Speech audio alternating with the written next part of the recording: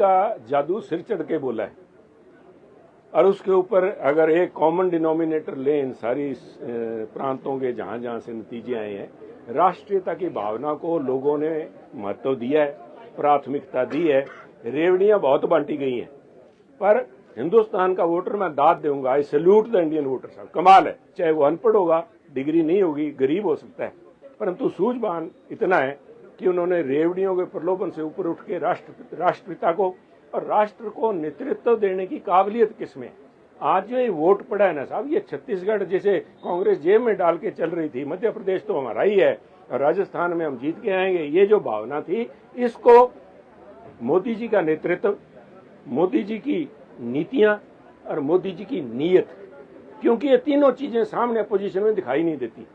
ना तो वहां नेतृत्व है, ना ही वहां कोई नीति है। नीति का तो हाल आप ये देख लीजिए कि सारी उम्र जिस पार्टी में 50 साल मैंने निकाले, सेकुलरिज्म की बात करती रही, देश को जोड़ने की बात की, कह रहे थे मोहब्बत की दुकान है, भारत जोड़ो यात्रा, भारत तोड़ो यात्रा। आज आप कास्ट सर्वे पे आ गए साहब, फिर आप मेरे दूसरी पार्टियों में फर्क क्या रह गया? उनकी नीति भी नहीं है साहब।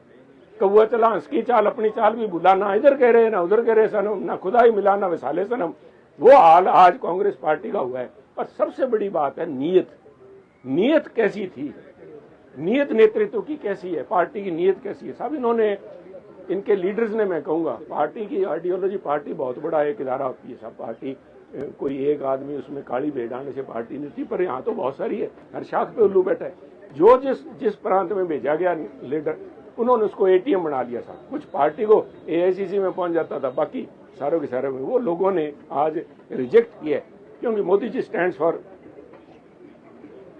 Nation and anti corruption. Corruption नहीं है साहब, चाहे वो केजरीवाल साहब है, चाहे वो सिसोदिया साहब है, चाहे संजय सिंह है, जो किया है तो भुगतना पड़ेगा साहब। ये कह रहे थे कि जितना संख्या, जितनी ठगी उतनी बड़ी सजा, ये बीजेपी की पॉलिसी साहब।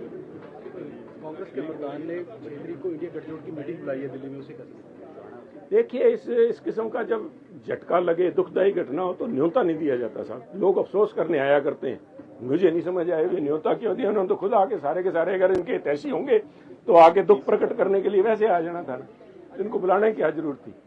देखिए, आज कांग्रेस के राजनीतिक जमीन इनके पैरों के नीचे से निकल गई साहब, इनको समझना चाहिए। इन्होंने खुद वहां पे, इनके एक लीडर साहबान ने लोकसभा में कहा था कि इनके पैरों के नीचे जमीन नहीं है, और हैरानी तो यह है कि इनको इस बात का यकीन नहीं है। आप तो यकीन कर लेना चाहिए साहब। अब जो हुआ है, जिन सूबों के मध्य भारत है साहब, ये दिल है हिंदुस्तान का। चाहे दिल्ली के लिए कहा जाता है, दिल्ली भी एक हिस्सा है, पर ये जो काओ बेल्ट या हिंदी बेल्ट जो कहा जाती है, क्या नचा मैं लुधियाने तो मेरी तमक जलंधर पैंदी, इसकी दमक हिंदुस्तान में पड़ेगी साहब।